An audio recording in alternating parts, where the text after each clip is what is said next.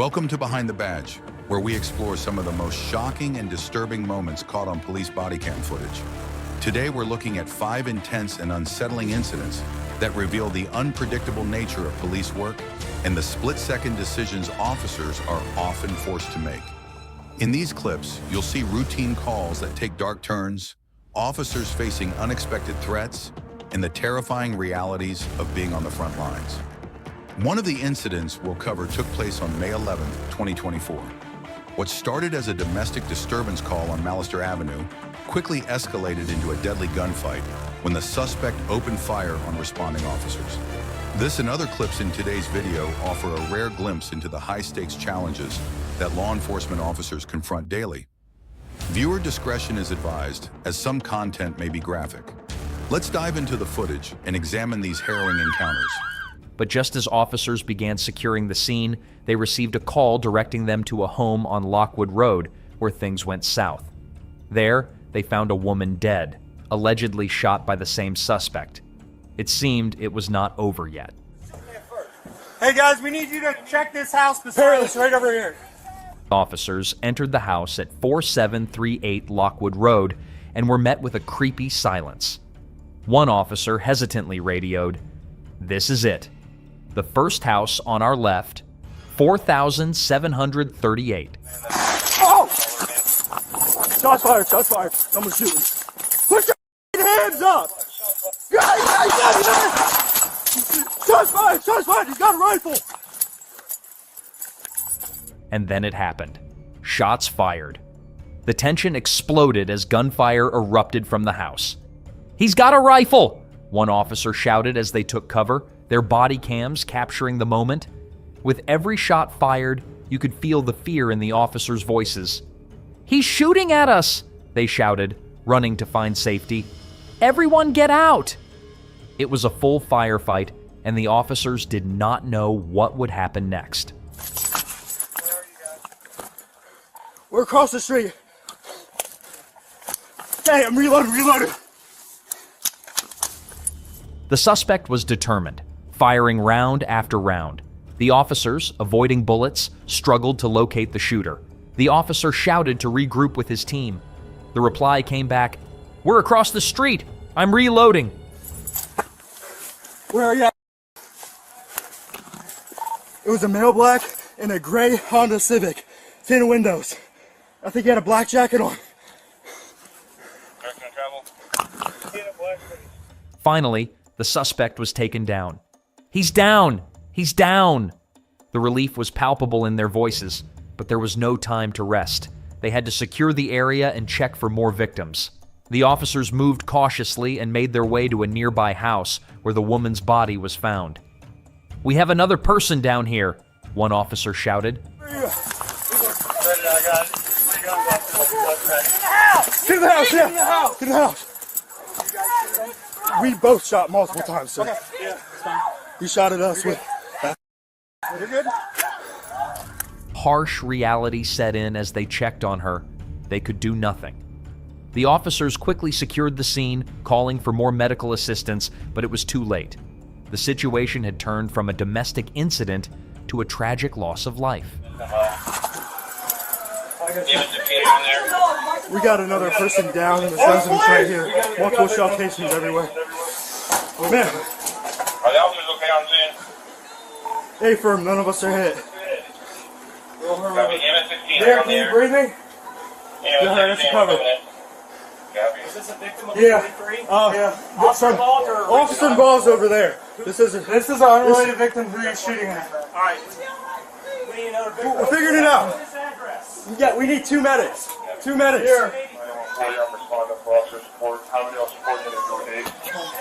Can you hear me? Guys, one victim, right? Yes. 1 victim, that's officer involved. 1083. Sorry, CP over.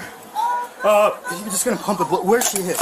You're just gonna pump the blood out of it. Where's she hit? I can't tell. I don't know.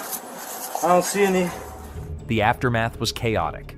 Officers checked each other for injuries, ensuring everyone was safe. "You're not hit, are you?" one asked, scanning his partner up and down. It was a moment of fear and relief mixed. With the scene now secure, one officer summed up the intensity of the situation. "I didn't get a shot off because you were right in front of me. It was that close." The gravity of what had just happened was sinking in. This was more than just another day on the job. It was a dark reminder of the dangers officers face and how quickly things can spiral out of control. As they wrapped up, you could hear the exhaustion in their voices. "Just hang out. Let's secure everything here." Cheers.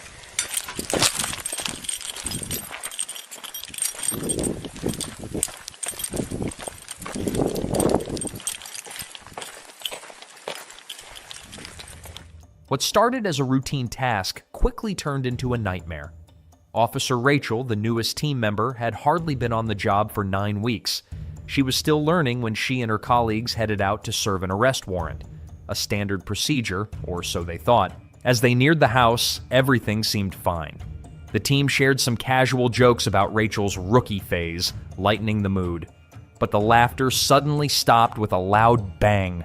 Confusion broke out instantly. She's our newest first year. Oh, how new? When did you start? Just started general phase. Yeah. Just started general phase. January. General phase. General phase. General? Mental phase? Or something? Yeah, okay. So you FTO? FTO trained? You did the recent one? Yeah. "Shots fired, Rachel's hit," said over the radio. In a second, what was supposed to be a routine mission turned into a battlefield. The team ran, looking for cover. They were up against 2 suspects, heavily armed, who now had possession of an officer's weapon. It was a terrifying game of cat and mouse. No, she shot at him. There's 2 of them. They've got Matthew's gun now. Okay. Now, mate, hang in there. What about the other 2? You got eyes on Keely and Matt? Yeah. Long rifle and Dylan's Matthew's pistol.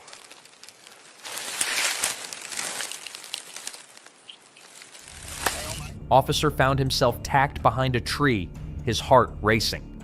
"That tree is your only cover," his partner's tense voice said over the radio. He glanced around, assessing his options. Suddenly, one of the suspects started moving towards him. "Do I run?" he whispered. There was no clear answer. All he knew was he had to move, fast. He peeked from one tree to another, praying not to be seen. The suspects were armed with a long rifle and the officer's handgun. It was like bringing a knife to a gunfight. As he made a desperate dash for a nearby car, a shower of bullets shattered the air. He dived inside just as the windows exploded around him. Want me to do that?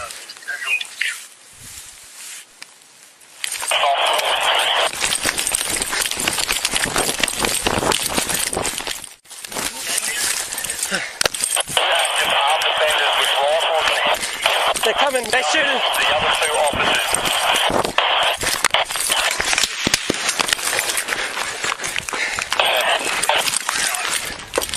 Blood spread across his face.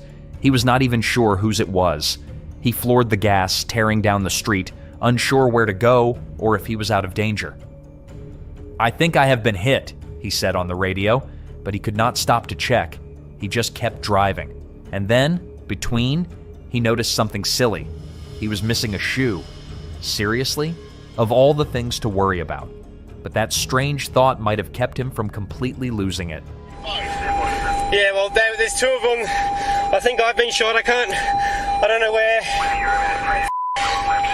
They've got multiple shots on the window of the car. By the end, despite multiple gunshot wounds and pure instinct guiding him, he made it to safety. But Rachel wasn't as fortunate. And the suspects? Still out there, armed and extremely dangerous. I had to drive away a bit. Lost the shoe. I've got blood on my face. I don't know where I've been shot. Imagine coming home, only to realize someone's broken in and is hiding right inside. That's already terrifying enough. But now, picture being the police officers called in to handle the situation, knowing there's a potential threat around every corner. This particular incident takes a bizarre turn that no one could have anticipated. What's going on? How do we get in? Can we get in the door? You have to kick in the side door. We don't care. I don't care. My parents are here. I can't help. I just unplugged this cable. He used to live here, so he can tap into anything. But we have cameras up for other. The footage starts with the homeowner, visibly shaken, frantically explaining the situation to the officers. She tells them that the intruder is an ex-tenant who somehow still has access to the house's security cameras. He's hiding inside, and to make matters worse, he's not alone. There's a young woman with him. It's like something straight out of a horror movie. The homeowner, clearly worried for the girl's safety, pleads with the officers, "You have to get them out. I can't have this happening here."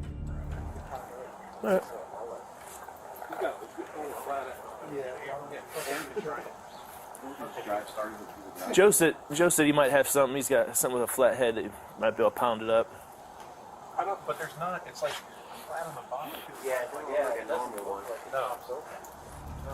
The officers try to assess the situation, debating whether to break down the door or find another way in. One officer mentions he might have to use a flathead tool to pry open the door. You can almost hear his thoughts. Seriously, why didn't I pick a desk job? The officers decide to take an unconventional approach, going in through the roof. That's right, they're going full Mission Impossible on this guy. When I first started parking, I thought the same thing. I'll just pull in, park, and get out and go. Yeah. I didn't want to drive around. I made the mistake of going around thinking I could park in the back. So you got out and checked everything? You're like, okay. All right, boss man's here.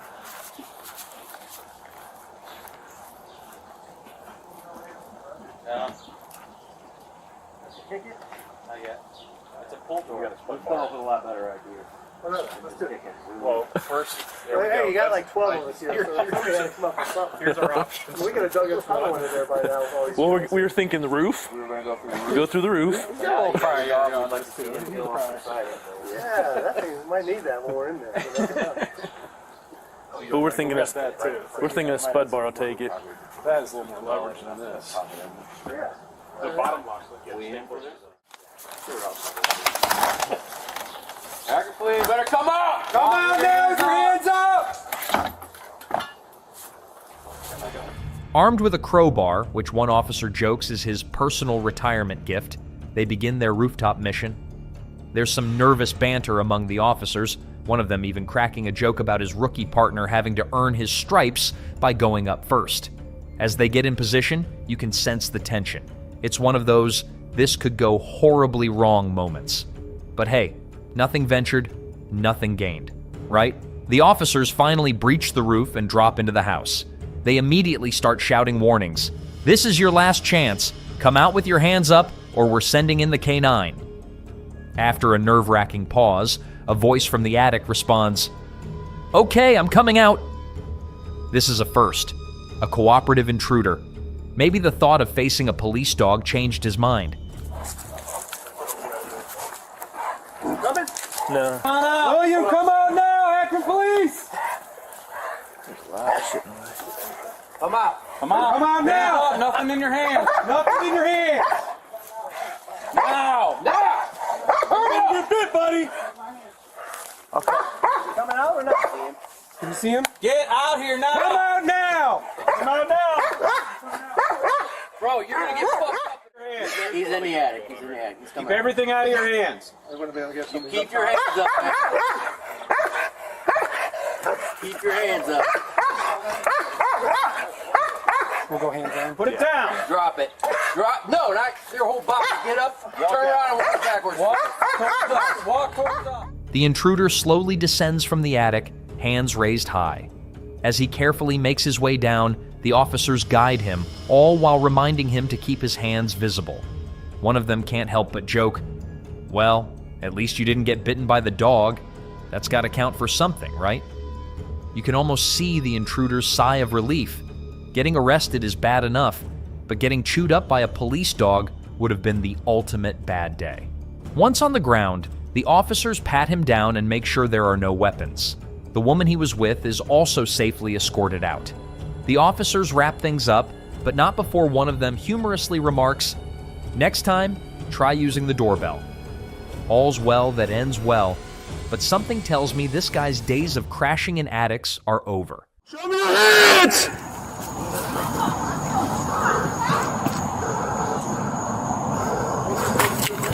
On June 15th, 2024, Bodycam footage captured a devastating standoff that left one deputy hospitalized and 2 parents dead. It all started when a terrified woman called 911 from her home in Tampa, Florida, saying her husband had been shot. As she was speaking to the dispatcher, more gunshots echoed in the background. At this point, you know the situation is about to go from bad to worse. When deputies arrived at the scene, they were met with a nightmarish sight. 19-year-old Christos Alexander, the caller's son, was standing outside the home with his mother, and in a shocking twist, Christos turned the gun on his own mother, shooting her in the back of the head right in front of the officers. It's like something out of a horror movie, but this was real life. The deputies, caught between shock and a sense of duty, yelled, "Show me your hands!" But Christos ran back inside the house, using his wounded mother as a shield. He's back in the house. Show me your hands! Ma'am, get out of the house now! Ma'am, walk out of the house with your hands up! Ma'am, get out of the house now! Walk towards me!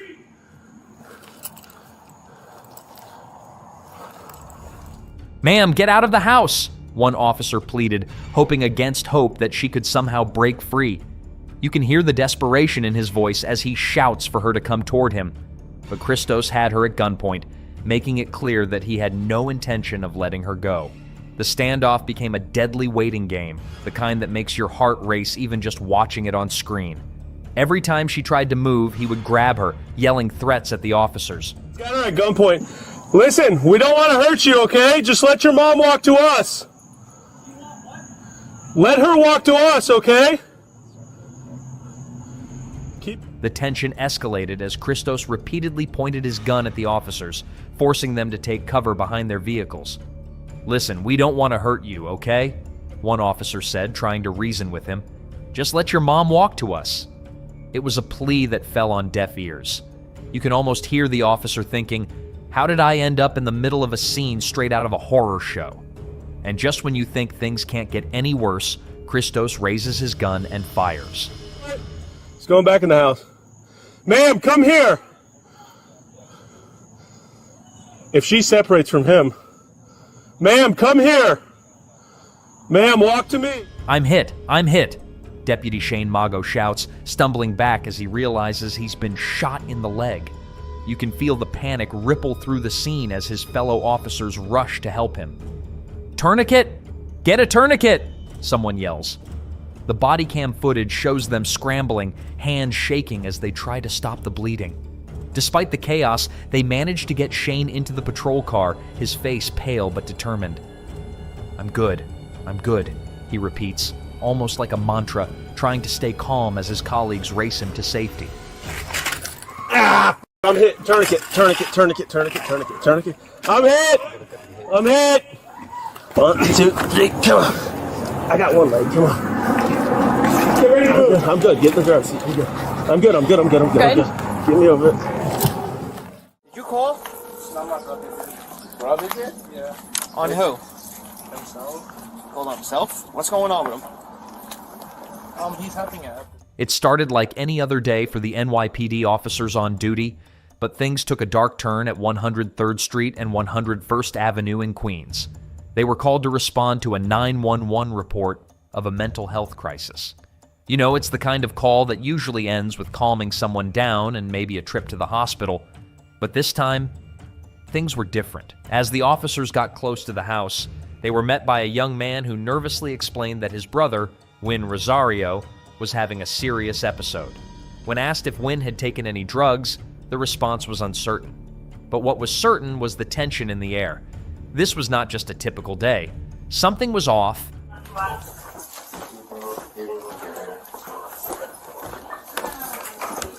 Oh, you told him second floor? Yeah. Hello. What's up, pal? With every step up the stairs, the officers could feel the intensity building. You can almost hear the silent prayers they might have been whispering, hoping this would end peacefully. But as they reached the second floor, things escalated quickly.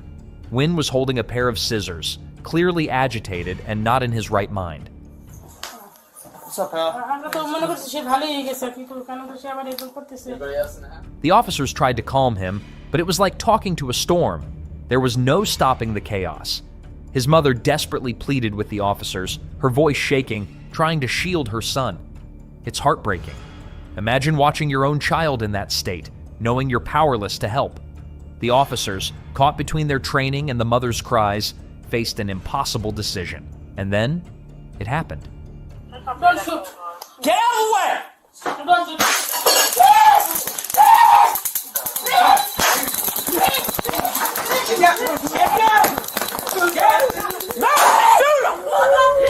Wynn lunged forward, scissors in hand. The officers reacted instinctively, firing their guns. It's one of those moments that stretches out forever, yet happens in a split second. You can almost hear everyone's heart stop. Wynn was hit.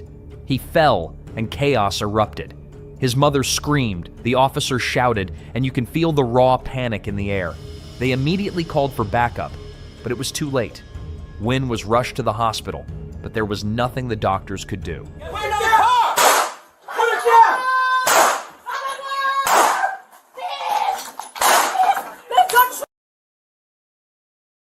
Thanks for watching this compilation on Behind the Badge. The disturbing footage in these 5 incidents reveals the unpredictable and often life-threatening situations law enforcement officers face daily.